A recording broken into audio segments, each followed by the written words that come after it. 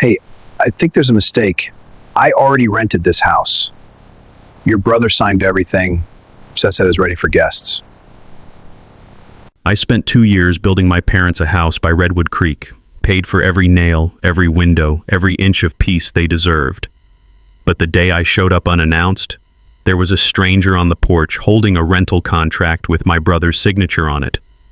That's when I realized this wasn't just about a house anymore. It was about how far family would go to take something that was never theirs. My phone started vibrating just as I was about to walk into a meeting that could cost my firm $500,000. I remember glancing down, already irritated until I saw the name on the screen. Mom. She never called during work hours. Not once in the last 5 years. I froze. The hallway outside the conference room buzzed with quiet corporate tension men in tailored suits, women with tablets tucked under their arms, everyone pretending control was something you could wear.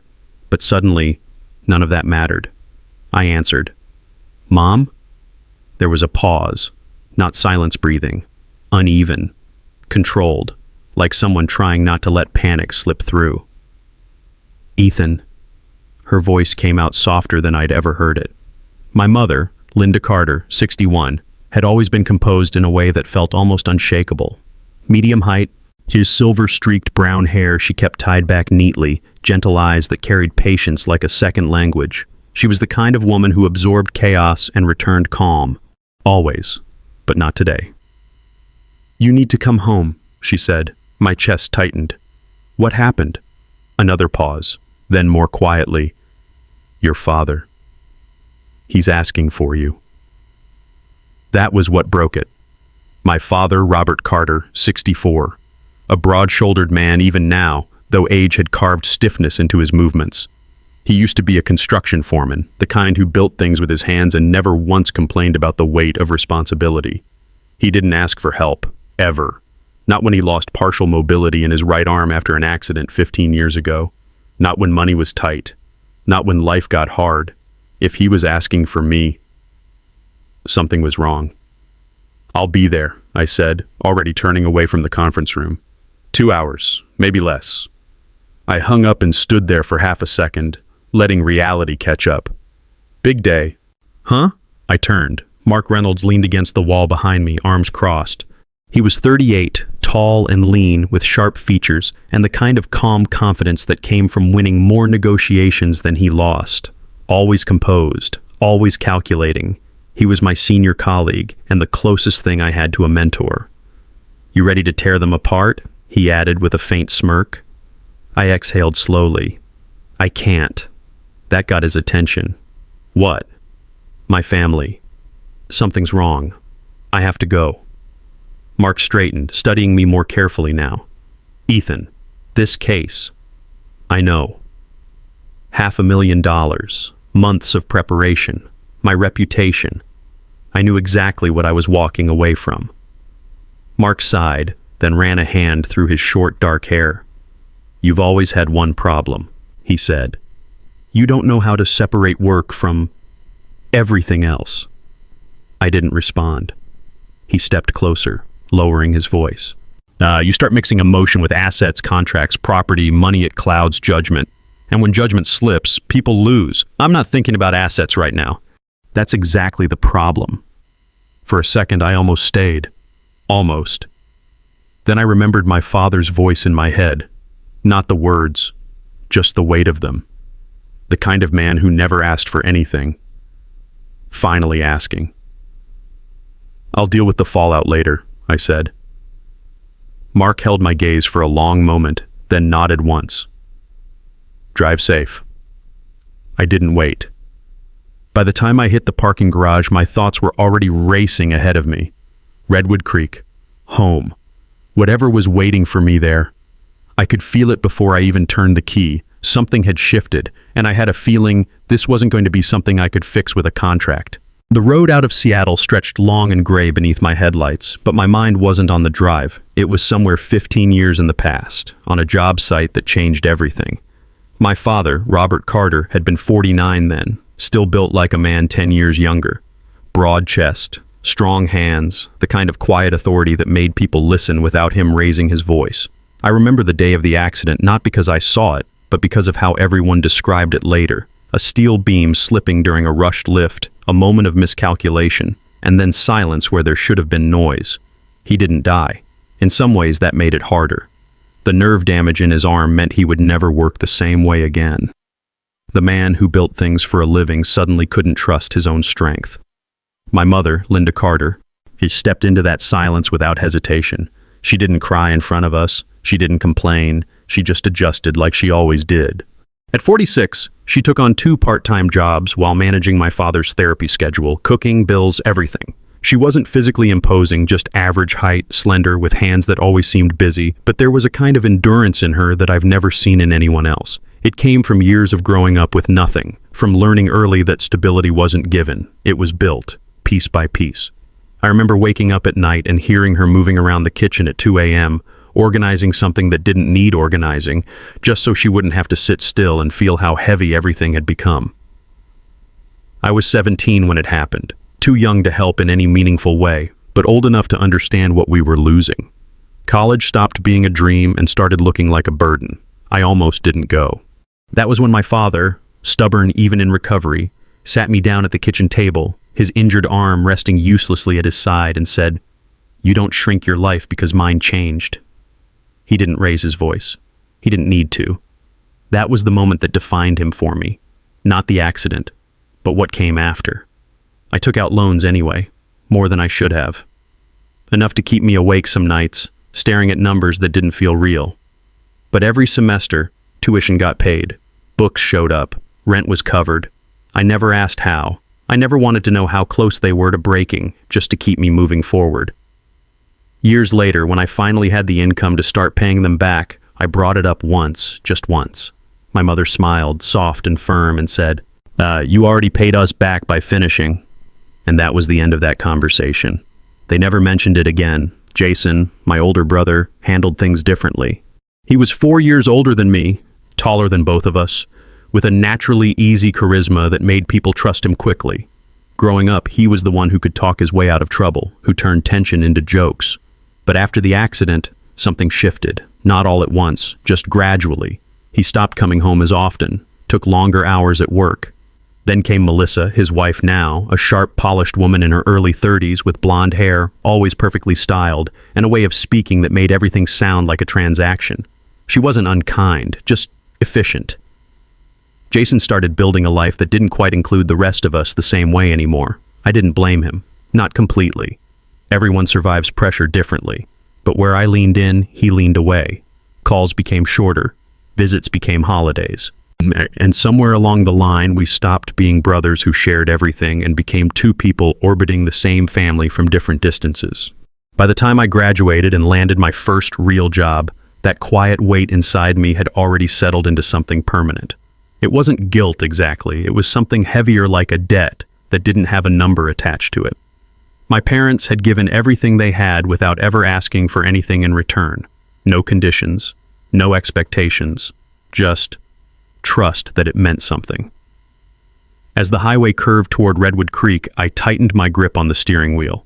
That was when the thought came back, clearer than it had ever been before. I wasn't just going home because something was wrong. I was going home because for the first time in years, I might finally understand how to give something back that actually mattered. The idea didn't come to me all at once. It built slowly, like everything that lasts. About 2 years before that drive back to Redwood Creek, I found the land by accident while reviewing a small zoning file for a client. Half an acre tucked beside a quiet bend of the creek, surrounded by tall redwoods that filtered the light into something soft and steady. It wasn't impressive on paper. The listing called it underdeveloped with limited access, which usually meant overlooked.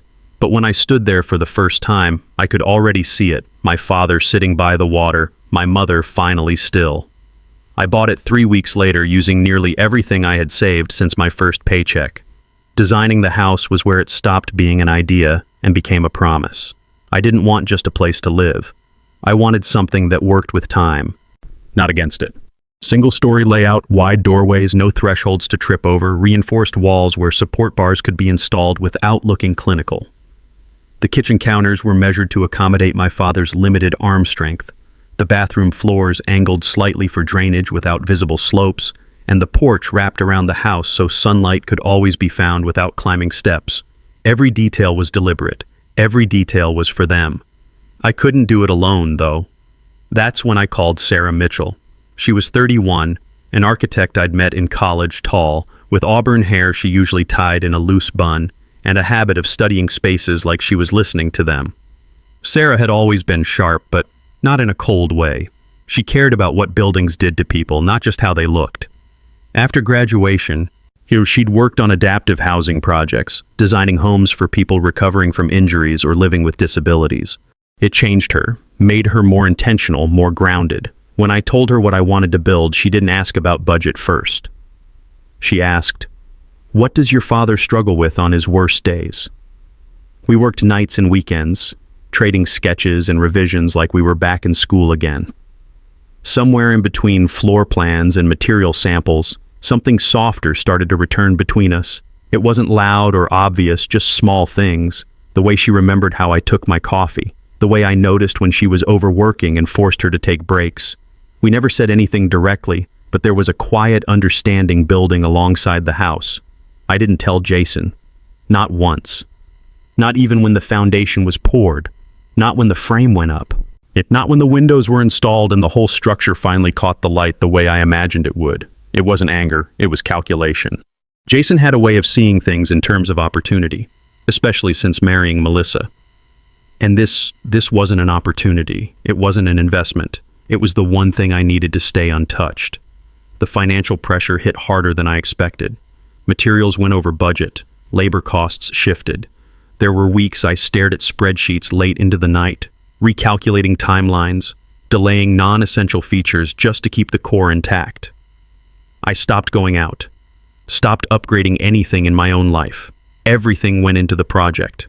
Mark noticed, of course. He pulled me aside one evening after work, his expression somewhere between concern and frustration. "You're running yourself into the ground," he said. I just shrugged, because how do you explain to someone that this isn't about return on investment? That some things don't get measured in numbers? By the time the structure was complete, I had almost nothing left in savings. But standing there on that porch, looking out at the water cutting through the trees, I knew it was worth it. Because for the first time, I wasn't just thinking about what my parents had given me.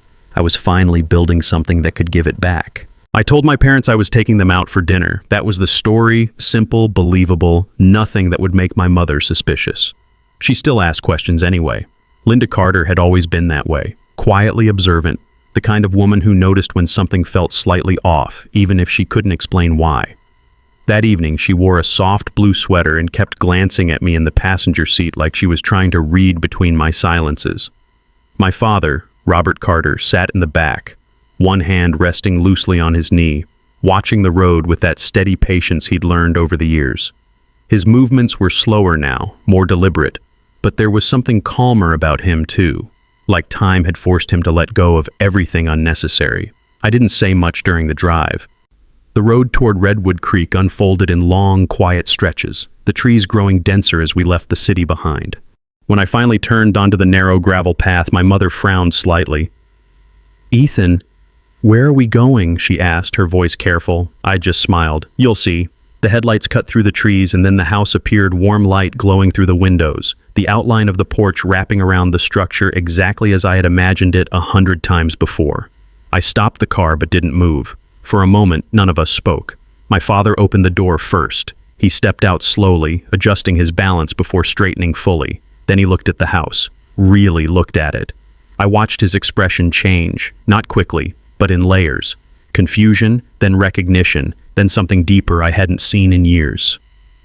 "What is this?" he asked quietly. I got out and walked around to stand beside him. "It's yours," I said. My mother covered her mouth with her hand, her eyes already shining. "Ethan, no," she whispered. But she was smiling in that fragile, disbelieving way people do when something feels too big to accept. We walked up to the porch together. I noticed how my father didn't hesitate on the steps, how the railing fit naturally into his grip, how his posture adjusted without strain. That was the first moment I knew I had done it right. Inside, the house felt exactly the way it was supposed to. Open. Quiet. Everything within reach. My mother moved through the kitchen slowly, touching the countertops, opening drawers, closing them again like she was learning the space through her hands.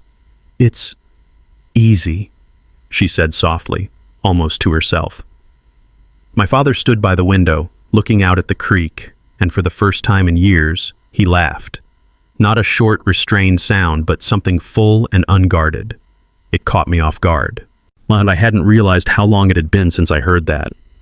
I explained the structure later once we were all seated at the table. "It's held in a trust," I said, sliding the documents toward them. "Your names are the only ones on it. You have full rights to live here. No one can sell it. No one can take it away." My mother frowned slightly at the paperwork, but my father just nodded once. He didn't need to read every line. He trusted what I had built, not just the house, but the protection around it. That mattered more than anything. Sarah arrived about 20 minutes later, carrying a small box of wine glasses as a housewarming gift. She paused at the doorway, taking in the space with a quiet satisfaction that only someone who helped shape it could feel. She wore a simple dark coat, her auburn hair falling loosely around her shoulders, her expression softer than usual when she looked at me. "You did it," she said. And there was something in her voice that went beyond the project itself.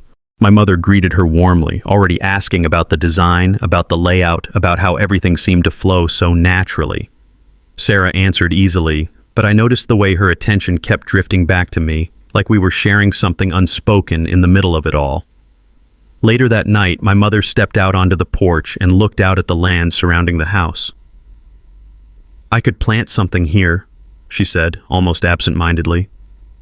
"Vegetables, maybe. Herbs." It was such a small sentence, but it carried something bigger, a future. A plan that wasn't built around survival. I leaned against the railing, watching both of them in that space I had imagined so many times. For the first time, it felt real. Jason called 3 days after the reveal. He didn't ask how I was, didn't mention the drive, didn't even pretend he'd just heard the news.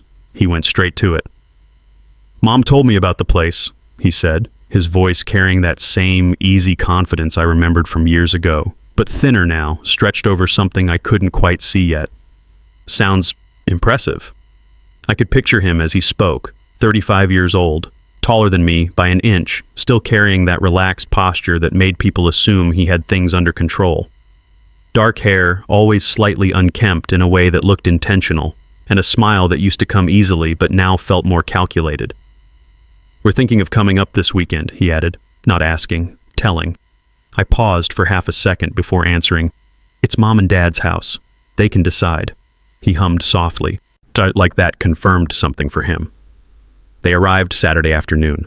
Jason drove, one hand loosely on the wheel, the other tapping against it like he couldn't sit still. Melissa sat beside him, composed as always. Melissa Grant, 33, was the kind of woman who walked into a space and quietly assessed its value before she reacted to it. Tall, slim, blonde hair perfectly straight, dressed in neutral tones that looked effortless but weren't. Her smile was polite, controlled. She had built her career in real estate consulting, specializing in short-term rental markets, something I hadn't thought about until that moment. It explained more than I wanted it to. When they stepped out of the car, Jason let out a low whistle. "Okay, this is nice," he said, looking around like he was already placing a price tag on the air itself.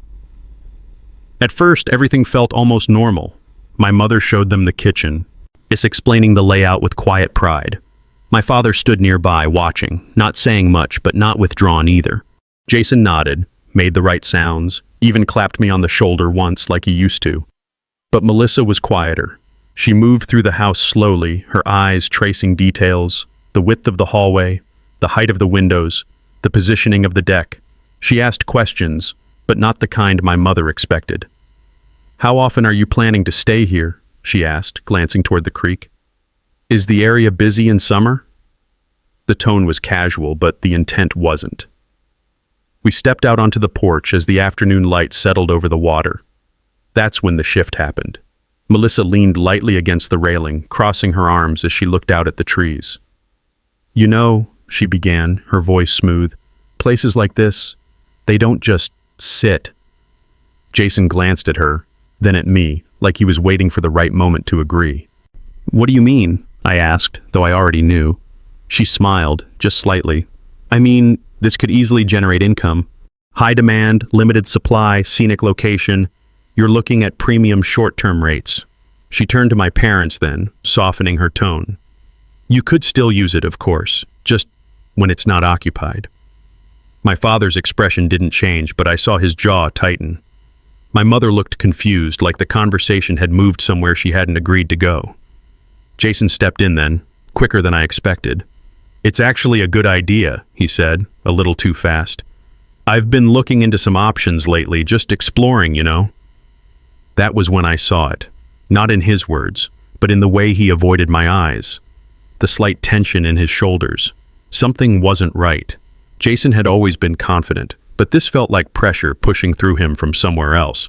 Later, when we stepped back inside, and I noticed his phone light up on the counter, a notification flashed briefly before the screen dimmed. "Final notice, payment due." He moved quickly, flipping the phone over, but it was enough. The pieces didn't fully connect yet, but I could see the outline forming. This wasn't just an idea, it was a need. Melissa kept talking, outlining possibilities in a way that sounded almost helpful. Occupancy rates, seasonal pricing, management services. She spoke like someone presenting a solution, not asking for permission. And Jason, he followed her lead, nodding, adding small agreements, letting her carry the weight of it. That told me everything I needed to know about where the idea had come from. I stood there, listening, feeling something shift beneath the surface of everything I had built. Because for them, this wasn't a home. It was an opportunity. Sarah was the first one to see it. It was a Tuesday morning, and I was halfway through reviewing a compliance report when my phone buzzed with a message from her. No greeting, no context, just a link. "Tell me this isn't your place." My stomach dropped before I even opened it. The listing loaded slowly, like it was giving me time to prepare, but nothing could have. The photos were unmistakable. The wraparound porch, the angle of the dock, even the reflection of the redwoods in the water. My house, my parents' house, listed as a premium weekend rental. I didn't need to guess who had done it. I called Sarah immediately. "How long has this been up?" I asked. "I don't know," she said, her voice tight, sharper than usual. Sarah Mitchell wasn't someone who panicked easily. 31, composed, detail-driven, but there was anger in her tone now. But controlled, but present. "I was checking regional listings for a client and it just showed up. Ethan, this is bad." I didn't respond right away. I was already pulling the listing metadata, scanning for ownership details, contact emails, anything that could tie it back. That's when I saw it. The management account registered under a name I recognized. Not Jason's. Melissa's. It made sense. It was cleaner that way, more professional, more deliberate. I forwarded everything to Mark without a second thought. If this was going to turn into something legal, and I already knew it would, I needed him involved early. Mark Reynolds called me within 5 minutes. "You've got a problem," he said, skipping any formality. "But not one we can't shut down." His voice was steady, analytical, exactly what I needed.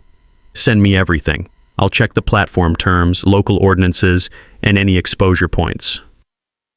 By noon, we had a clearer picture. Mark walked me through it step by step, yet his tone shifting into that precise, controlled cadence he used in negotiations. "They don't have legal authority to list the property," he said.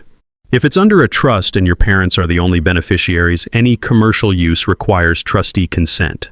That's you." I nodded, even though he couldn't see me. "So they're in violation?" "Yes. And depending on how far they've gone, possibly more than that." He paused.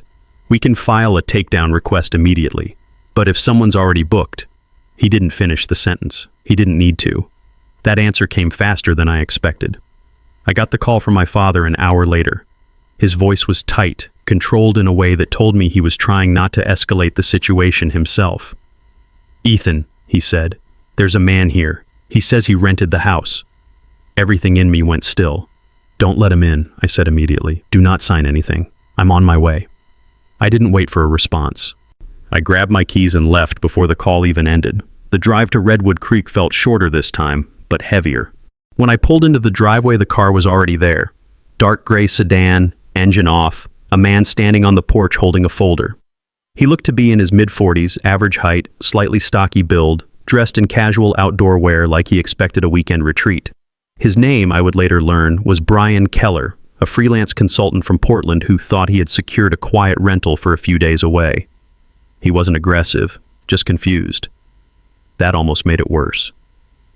"I'm here for the booking," he said when I stepped out of the car, his tone polite but uncertain. "I have the contract right here." He held it out slightly, like proof would fix the situation. I didn't take it. "Who did you book through?" I asked. "A management contact," he replied. "Melissa Grant." There it was, clean, direct, intentional. Behind him, through the window, I could see my parents standing in the kitchen, my mother tense, my father rigid, both caught in something they didn't understand but knew wasn't right. I exhaled slowly, keeping my voice level. "There's been a mistake," I said. "This property isn't available for rental." Brian frowned, glancing down at the paperwork again. "But I paid." "I know," I cut in gently. "And we'll make sure you're refunded, but you can't stay here." He hesitated, caught between frustration and uncertainty, then nodded slowly. "Okay, I just need to call them." I stepped aside, letting him make the call, but my eyes were already on my phone. Mark had sent over the initial takedown draft. Sarah had flagged 2 more duplicate listings that had gone live under different accounts. This wasn't a misunderstanding anymore. Yet it was coordinated, and for the first time since this started, I felt something shift from concern into clarity. Because this wasn't just about crossing a line. They had decided it didn't exist. I didn't call Jason, I told him to come. No explanation, no room to reframe the situation, just a time, a place, and a tone he hadn't heard from me before. They arrived that evening just as the light was starting to fade over the creek. Jason stepped out of the car first, shoulders tight, jaw set in a way that told me he already knew this wasn't going to be a conversation he could steer. Melissa followed, composed as always, her posture straight, her expression neutral in that carefully controlled way she used when she was preparing to negotiate. She wore a tailored coat, her blonde hair pulled back cleanly, eyes alert and assessing every detail like she was walking into a meeting instead of a family confrontation. We stood on the porch. No one suggested going inside. "I'm going to make this simple," I said, holding the folder in my hand. My voice didn't rise. It didn't need to. "You listed this property without authorization. You collected money for something you don't own. And you sent someone here to occupy it." Jason exhaled sharply. "It wasn't like that." "It was exactly like that," I replied. Melissa stepped in smoothly before he could say more. "Ethan, you're overreacting. This is a misunderstanding. We were exploring options. No one was trying to take anything from your parents." Her tone was calm, persuasive, the same tone she'd used on the porch days earlier, but now I could hear the strategy behind it. I opened the folder and handed the documents to Jason instead. "Read." He didn't want to. I could see it. But he took them anyway. His eyes moved quickly across the pages, the trust agreement, the legal opinion, the platform violation notices Mark had helped draft.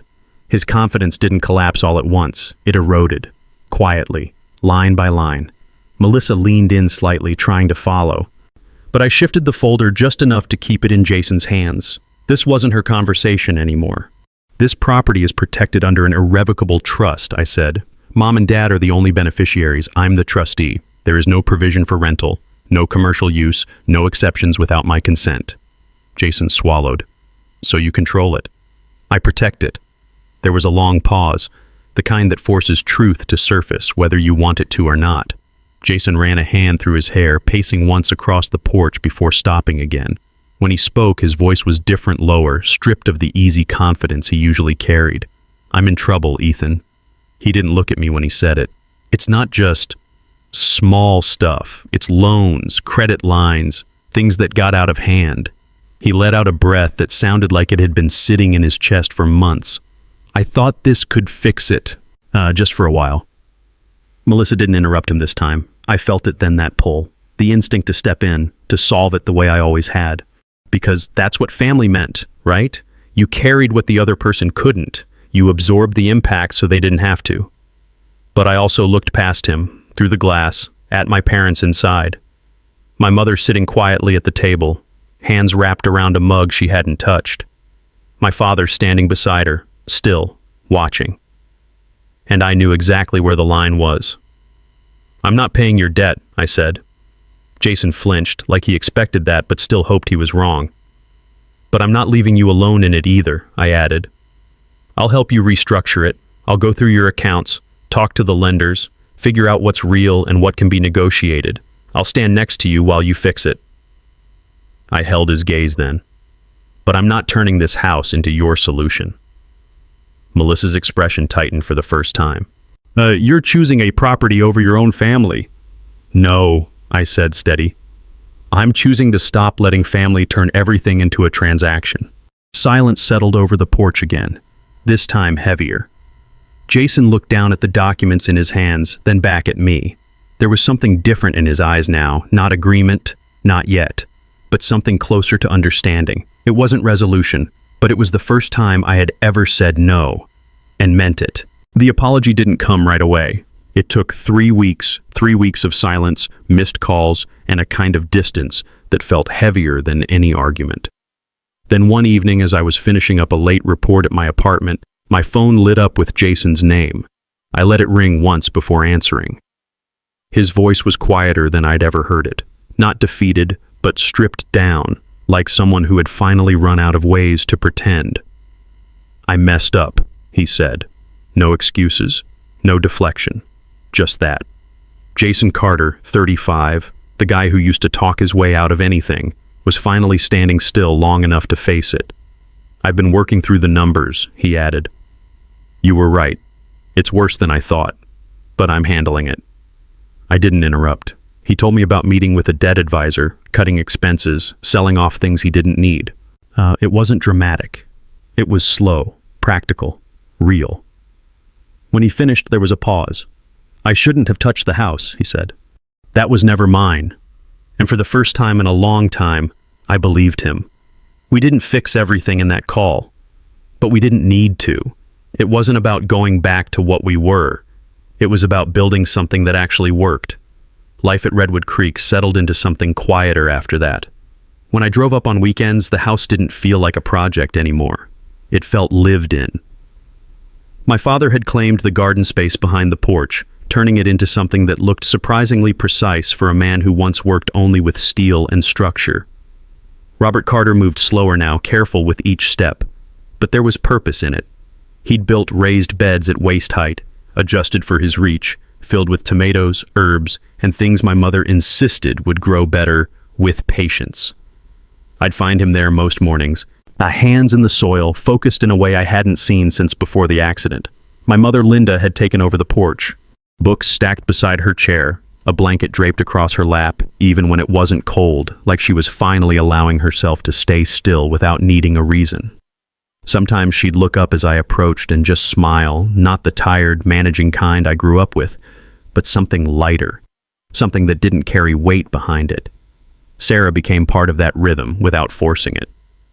She started coming up on Sundays, at first to check on the structure, though we both knew that wasn't the reason. Over time, the space between us shifted from unspoken to understood. One afternoon, as we stood by the edge of the creek watching the water move around the rocks, she reached for my hand like it had always been there. Sarah Mitchell, steady and thoughtful as ever, had this quiet way of grounding everything around her.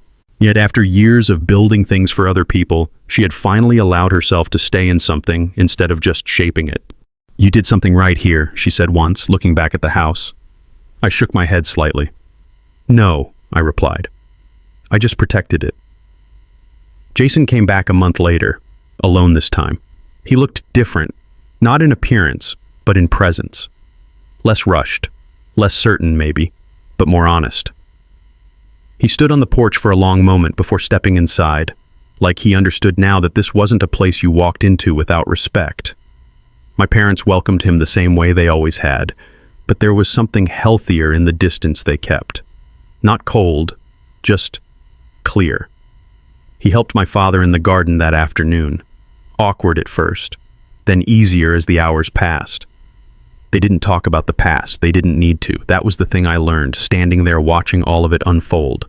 Love didn't mean absorbing everything anymore. It meant choosing what to hold and what to protect. And for the first time, those two things didn't cancel each other out. So, what would you choose? Protect your parents' peace or turn their home into profit? Help your family no matter what, or draw the line when they go too far? If someone tried to take what you built, would you forgive or make them earn it back? Comment your choice. I really want to know. And don't forget to like and subscribe for more powerful stories like this.